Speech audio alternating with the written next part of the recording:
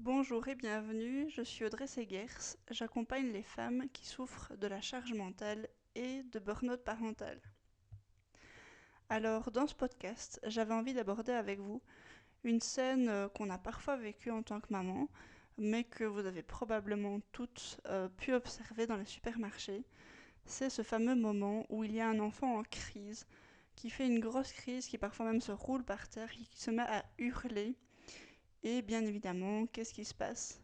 Tout le monde autour se met à le regarder, à regarder les parents et souvent à se dire mais que font les parents? Pourquoi l'enfant n'est-il pas puni et pourquoi est-ce qu'il continue à crier? Alors je vous raconte ça parce que j'ai été faire des courses il y a 2 jours et j'ai remarqué un papa. Un papa qui avait voilà, dans son caddie un petit garçon qui devait avoir même pas 2 ans. Et ce petit garçon, eh bien, il était près de la caisse, il y avait du monde, et après avoir fait tout le tour de ce grand supermarché, eh bien, il était attiré par à peu près tout. Il montrait tout dans les rayons qu'il avait autour de lui. Et puis, eh bien, le papa, en voyant qu'il était regardé par plein de personnes autour, et en ayant vraiment marre aussi d'entendre son enfant hurler, eh bien, il a craqué, il a pris un paquet de chewing-gum qu'il a acheté et qu'il a donné à son fils pour le faire taire. Alors cette situation, elle arrive très souvent, mais j'avais envie de réfléchir un petit peu avec vous par rapport à cette situation, voir un petit peu finalement qui était en tort ou pas, parce qu'on a souvent, ça je l'ai déjà dit si vous m'écoutez régulièrement, on a tendance à dire bah, les parents n'éduquent pas bien cet enfant, il hurle, il n'écoute pas quand on lui dit de se taire, c'est vraiment honteux.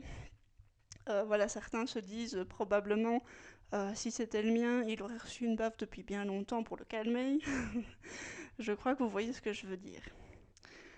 Alors, si on analyse un petit peu, eh bien cet enfant, il a fait tout le tour du magasin, il est probablement fatigué, peut-être même que c'était en fin de journée, peut-être même qu'il avait faim et qu'il avait sous le nez plein de nourriture. Et donc, ben voilà, il avait faim, il était peut-être fatigué, c'était très compliqué pour lui d'encore attendre. Et donc, finalement, ce papa, il a craqué sous la pression des regards. Et j'ai déjà assisté à cette scène plusieurs fois, et je me rappelle aussi, j'avais vraiment envie de décortiquer cette deuxième histoire avec vous. J'ai assisté un jour à une scène, alors une maman qui était à une autre caisse que la mienne, et sa petite fille se met à hurler des hurlements, voilà, comme si elle hurlait à la mort. Et là, en fait, cette maman explique timidement que sa petite fille, en fait, réclame des bonbons à la caisse, non pas parce qu'elle a l'habitude d'en avoir d'habitude avec elle, mais avec sa marraine. Chaque fois qu'elle va faire les courses avec sa marraine dans ce magasin, et lorsqu'elle arrive à la caisse, bah, sa marraine qui la prend de temps en temps, mais qui n'a pas souvent, a très envie de la gâter. Et donc, quand la petite montre les petits bonbons qui sont disposés près de la caisse, et ben, sa marraine lui offre. Eh bien, cette petite fille qui est toute jeune, eh ben, elle a un petit peu du mal à comprendre. Elle a un petit peu du mal à comprendre pourquoi maman dit non alors que marraine dit oui, alors qu'on est au même endroit, que ce sont les mêmes bonbons.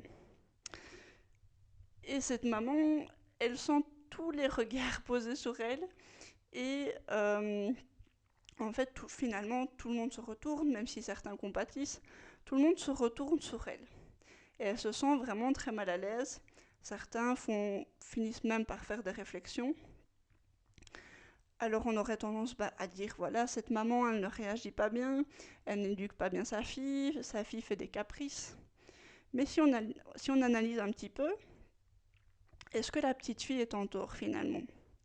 Cette petite fille, ben, elle est très très jeune, elle est encore très immature, et un enfant, lorsqu'il a très envie d'avoir quelque chose, ou très envie de faire quelque chose, notamment des bêtises, c'est ce qui nous rend dingue, eh bien, il n'a pas encore la maturité de se dire, bah non, ça je peux pas, je dois être raisonnable. Maintenant, bah voilà, ça suffit, je dois juste me calmer, je dois juste oublier cette pensée et passer à autre chose.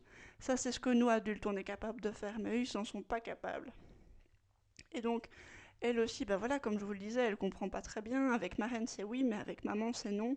Et donc, il faudra probablement, peut-être plusieurs fois, ou ne serait-ce que cette fois-là où la maman la laissera hurler pour qu'elle comprenne que, eh bien oui, avec ma reine, c'est oui, avec maman, c'est non.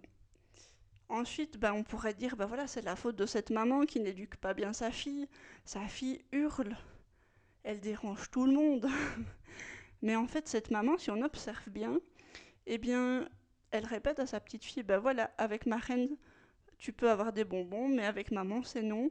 D'habitude, le cadre et les règles avec maman, c'est comme ça.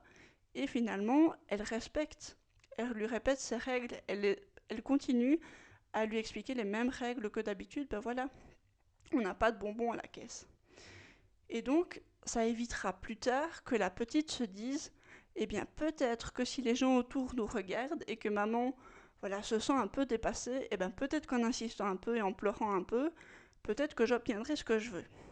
Et donc cette maman, en fait, elle a tout à fait raison de ne pas craquer et juste d'expliquer à sa petite fille que c'est non, et finalement de ne pas contenter les gens autour en achetant un paquet de bonbons pour qu'elle se taise en enfournant tout le paquet le temps de passer et que ce soit son tour.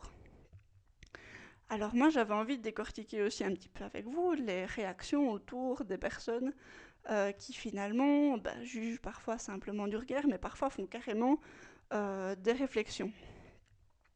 Personnellement, j'ai déjà eu ce cas, et combien de fois je n'ai pas eu des personnes qui se sont arrêtées en me regardant de haut en bas et en me fuyant du regard, et leurs yeux voulaient dire non mais franchement t'as pas envie de le faire taire, tu vois pas qu'il embête tout le monde, allez franchement fais-le taire.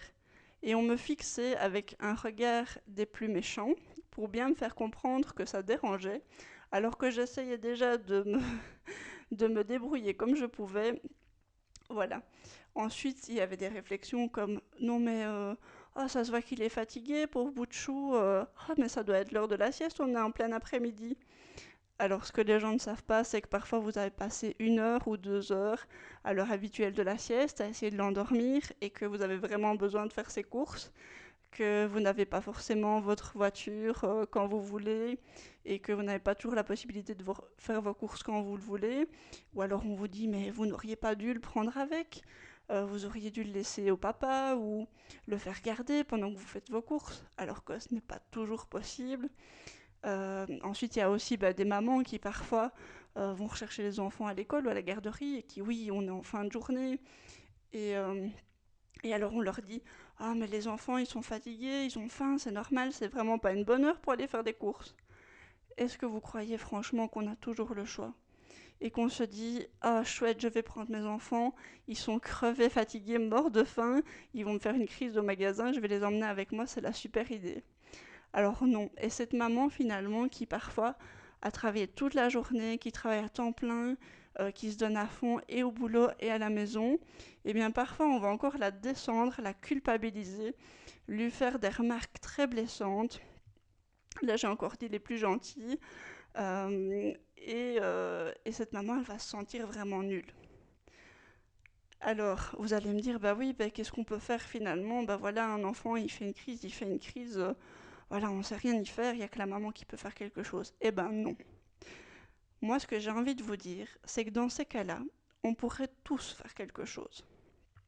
Alors, bien évidemment, avec la crise du Covid, il y a des choses qui sont plus acceptables maintenant, mais un truc qu'on peut tout simplement faire, c'est que bien évidemment, quand un enfant est en train de hurler de toutes ses forces, la première chose qu'on a envie de faire, c'est de regarder ce qui se passe.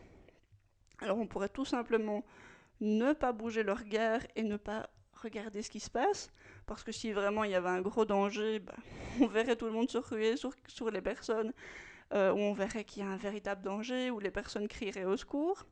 On peut tout simplement éviter de regarder, ou bien jeter un rapide coup d'œil, sans fixer, et en faisant attention au regard qu'on pose sur la personne. Parce que bien souvent, ces parents parfois se sentent hyper mal à l'aise de déranger les autres autour. Et quand on les regarde parfois avec un regard pas très sympa, ils sentent tout le poids du monde sur leurs épaules, ils sentent une pression dingue, ils se sentent très stressés. Et ce qui se passe, c'est que parfois, le réflexe qu'ils ont, c'est d'être désagréable avec leurs enfants parce qu'ils sont stressés et surtout pressés qu'ils arrêtent de pleurer ou de faire leur crise. et ça ne fait qu'amplifier le phénomène. Ils transmettent leur stress aux enfants, ils leur mettent la pression, ils sont désagréables et méchants avec eux en leur disant bon maintenant ça suffit, et en fait bah voilà c'est un cercle vicieux. On pourrait aussi tout simplement dire des petits mots, voilà, si vous êtes passé par là notamment, dire ah c'est pas facile, hein, je sais je suis passé par là, vous verrez dans quelques années ça s'arrangera. Je sais ça semble long dans ces moments-là, mais n'ayez pas honte, on est tous passés par là. Et ben des petites phrases comme ça fait beaucoup de bien. Ensuite, tout simplement un sourire, et voilà qui veut dire je sais ce que c'est, t'inquiète pas, courage, ou, euh, ou tout simplement aussi, ce qui fonctionne très bien, c'est de distraire l'enfant, de lui dire oh là là, mais t'as l'air bien fâché, qu'est-ce qui se passe?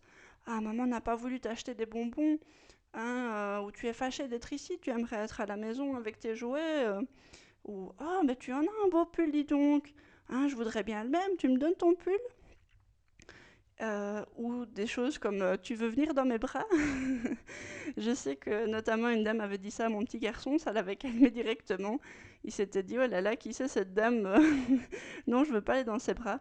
Eh bien, le fait de les distraire et de leur parler et de venir finalement prendre un petit peu le relais en disant quelques phrases bateau comme ça permet à l'enfant d'être complètement distrait de ce qui est en train de se passer et de la crise qu'il est en train de faire. Et parfois, en fait, ça désamorce tout et ça termine cette crise alors que le parent, il n'en peut plus. Et ça soulage vraiment le parent de voir l'enfant qui s'apaise, ça fait redescendre la pression pour le parent. Et donc, voilà, pour l'instant, on ne peut plus voilà, forcément trop s'approcher des enfants avec le Covid. Mais voilà, dire des petites phrases, s'adresser aux enfants parfois, et ben, ça peut vraiment soulager les parents. Et ben voilà, je voulais terminer avec une petite conclusion, donc vous l'aurez compris. Il faut arrêter de dire que les parents éduquent mal leurs enfants, de toujours remettre tout sur le dos des parents et de l'éducation parce qu'il y a plein d'autres facteurs autour, comme notamment le fait que les enfants sont parfois gardés à l'extérieur, que ce soit à la garderie, à l'école, chez la gardienne ou à la crèche, chez des membres de la famille, et où les règles sont différentes, où ils ont appris à faire des choses différentes, où parfois ils ont vécu des expériences, parfois ils se sentent voilà, très fatigués, etc. Et voilà, il faudrait un petit peu arrêter de culpabiliser ses parents, même par le regard. Et donc je vous invite, si vous voyez encore ce genre de scène autour de vous, eh ben, à vous rappeler peut-être aussi que vous avez vécu la même chose et à être vraiment très soutenante par rapport à ces mamans qui vivent, et à ces papas aussi, qui vivent des moments pas faciles lors de ces moments-là, qui sont vraiment très mal à l'aise. Voilà, merci de m'avoir écouté.